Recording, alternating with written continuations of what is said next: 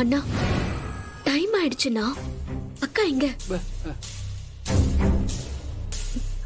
Madam.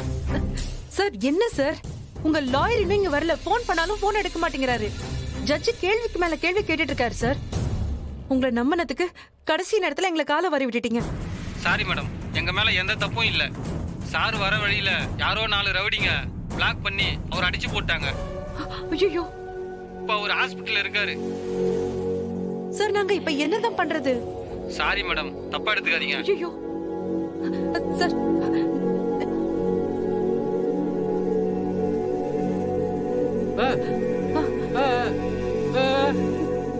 Lawyer வரமாட்டாருன்னு தெரியல. அந்த திவ்யா ஆளுங்க அவரை போட்டு அடிச்சிட்டாங்களாம். ஹாஸ்பிட்டல் அட்மிட் ஆயிருக்காரு. எனக்கு என்ன பண்றதுன்னே தெரியல. என்னால வெற்றியை காப்பாத்த முடியாது.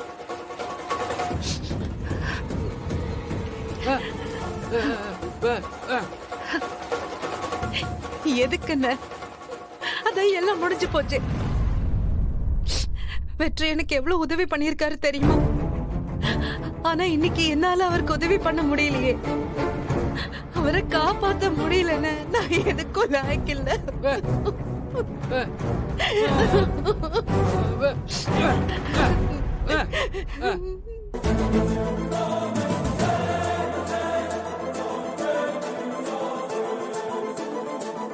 அண்ணா என்னாச்சு? அக்கா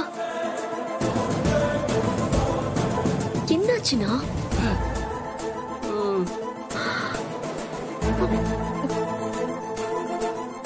குற்றம் சாட்டப்பட்ட வெற்றிக்கு எதிரான ஆதாரங்கள், சாட்சிகள் அனைத்தும் மை லார்ட்.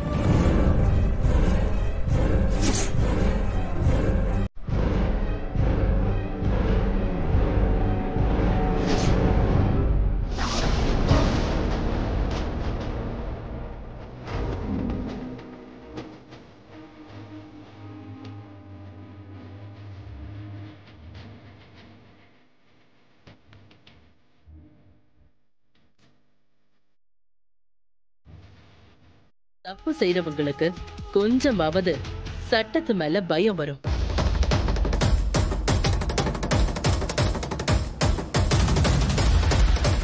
என்னம்மா, உங்க கட்சிக்காரர் தப்பு செய்யலன்னு உங்ககிட்ட ஏதாவது எவிடன்ஸ் இருக்கா? ஆஜரானா மட்டும் போதாதுமா, ஆதாரத்தோட ஆஜராகணும்.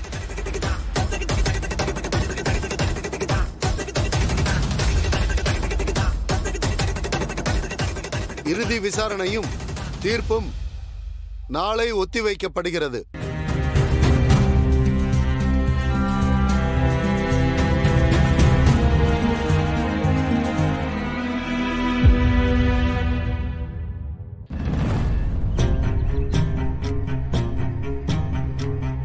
என்னம்மா அமைதியா இருக்கீங்க? கோர்ட்ல என்னம்மா சொன்னாங்க? மாமாவை நாங்க காப்பாத்திருவோம்ப்பா. கோர்ட்ல என்ன நடந்துச்சுன்னு சொல்லுமா. என்னாச்சு?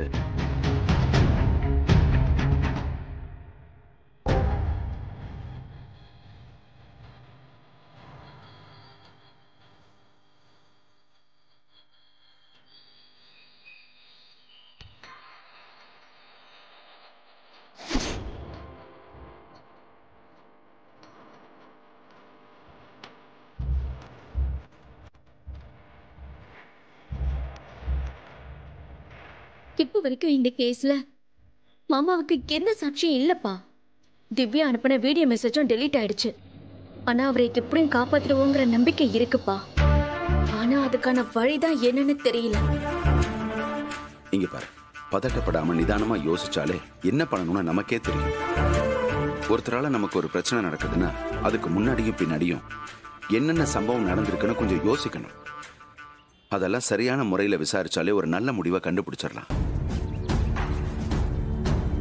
இந்த காலத்துல பொய்யான சாட்சியெல்லாம் சில பேர் ரெடி பண்ணி கோர்ட்ல ஒண்ணு இல்லாம பண்ணிடுறாங்க.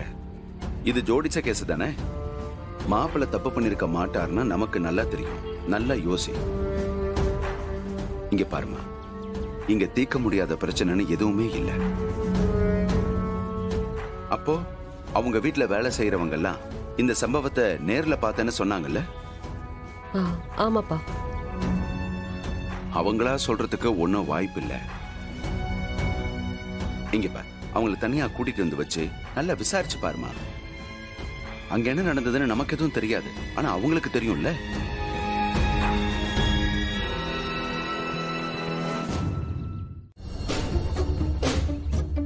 மொத்தம் நீங்க எத்தனை பேரு? நாங்க 4 பேர் மேடம். 4 பேரும் கோர்ட்டுக்கு வந்தீங்களா? ஆமா வந்தோம் மேடம். பாருங்க, பொய் சொல்லக்கூடாது. நீங்க பொய் சொன்னது கோர்ட்ல ப்ரூவ் ஆச்சுன்னா உங்க முதலாளி அம்மா மட்டும் இல்ல, நீங்க எல்லாரும் ஜெயிலுக்கு போற மாதிரி இருக்கு.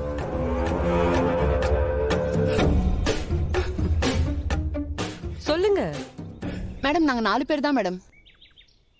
இங்க 3 பேர் மட்டும் தான் வந்தோம். கோர்ட்ல 4 பேர் தானே நின்னீங்க. அதுல ஒருத்தவங்க பொய்யான ஆள் மேடம். பொய்யான ஆளா? ஆமா மேடம். எங்க கூட கண்ணம்மான்னு ஒருத்தவங்க வேலை செஞ்சாங்க. அவங்களும் கூட தான் இருந்தாங்க மேடம். ஆனா கோர்ட்ல சாட்சி சொல்றதுக்கு வேற ஆள் வந்தாங்க மேடம். கண்ணம்மா? கண்ணம்மா எங்க? 2 நாளா அவங்க எங்க போனாங்கன்னு தெரியல மேடம். போன் பண்ணாலும் எடுக்கல. அவங்கள எங்கேயோ மறைச்சு வச்சிருக்காங்க. அந்த கண்ணம்மாவை மட்டும் ஏன் கடத்தணும்? அந்த அம்மா பொய் சாட்சி சொல்ல மாட்டேன்னு சொல்லிட்டாங்க. அவங்கள ரகசியமா மறைச்சு வச்சிருக்காங்க மேடம். அவங்கள எங்க மறைச்சு வச்சிருக்காங்க உங்களுக்கு தெரியுமா?